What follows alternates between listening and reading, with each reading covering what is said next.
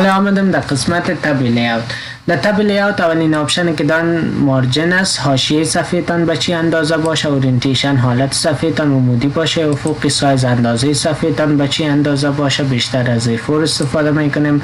کالم هم اگه متن داشته باشین در قسمت متن داشته باشین، ایده بخواین به کالم ها تقسیم کنین، میتونین صفحه تان به کالم تقسیم کنین. 2 کالم باشه، 3 کالم، به هر چند کالم که میخواین، از طرف چپ کالم داشته باشه، از طرف راست کالم داشته باشه، به این شکل ستون های مختلف است. در مور کالم وقتی بیشتر از در قسمت فقط 3 کالم داریم، ما میخوایم به 5 کالم باشه، اوکی میکنیم. در اینجا متوجه میشین که کالم های بیشتر هم اضافه کنیم میتونیم.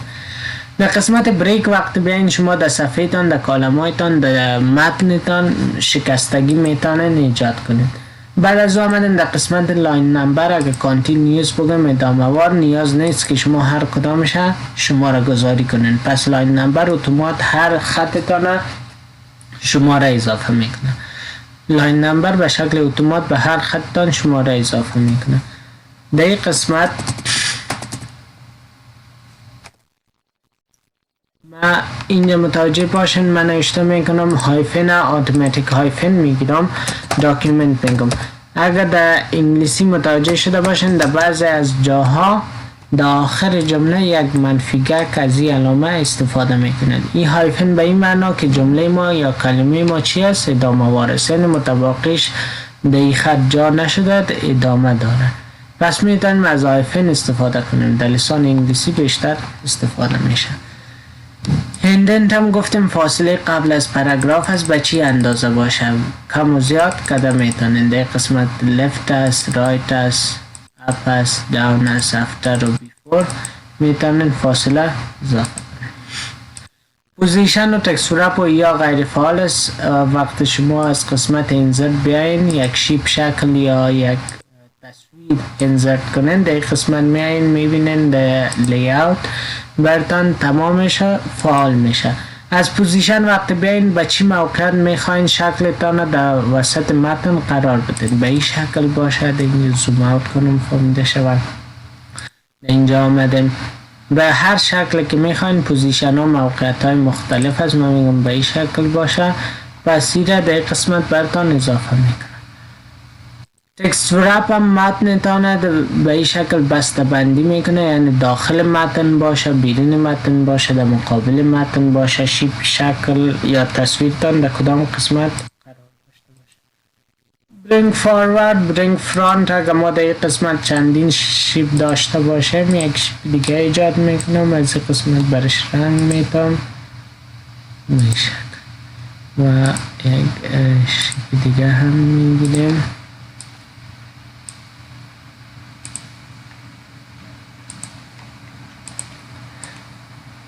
متوجه هستیم که فعلا در این قسمت ما 3 شیپ داریم. شیپ خود سلکت میکنیم، شکل خود در این قسمت لیاوت میاییم، میگیم برینگ فاروارد. برینگ فاروارد یکی پیش میاره. اگر برینگ فرانت بگویم، فعلا متوجه هستیم فقط در مقابل شیپ زرد است، اما در مقابل مثلث ما نیست. اگر برینگ فرانت بگویم مقابل همش میاره. سن تو بک به مو شکل که در مقابلش آورده میتونیم، سن بقیب هم برده میتونیم. سن تو بکورد یک تعقیب میبره، سن تو بک عقب همه میبره و سن تو بیهایند تکست در عقب متن میبره. سلکشن پن هم در قسمت آبجکت های تان نشان میده. فعلا 3 آبجکت داریم. شو آل تمامش نشان میده، هاید آل بگیم تمامش پنهان میگنده، شو دوباره نشان میده. در قسمت هم الاین است. شیپ وقت انتخاب کنین، روی الاینین میین در وسط قرار بگیره، به چی شکل و اندازه که میخواین از اینجا شما میتونین استفاده کنین از الاین. کنترل همزمان کلیک بگیرین و شیپ دومی را انتخاب کنین. در قسمت گروپ هم براتون فعال میشه. گروپ شما میخواین 2 شکل همزمان خرد و بزرگ کنین یا 2 شکل همزمان موف کنین، انتخاب بکنین، از گروپ میتونین استفاده کنین. روی گروپ کلیک میکنم، به این شکل متوجه میشین هر دوش همزمان انتقال هم داده میتونم، به این شکل هر دوش همزمان کاپی هم کرده میتونم. پس گروپ بیشتر در برنامه ورد استفاده میشه. ان گروپ میگم دوباره از هم دیگه جدا میشن به شکل. یک بار اینجا کلیک کنین، اینجا میبینین که هم گروپ از هم دیگه جدا شدن. روتیت هم چرخشش هست، به چند درجه چرخش کنم، مثلث انتخاب کنیم، در قسمت متوجه هستیم چرخش شیپ و شکل دار است.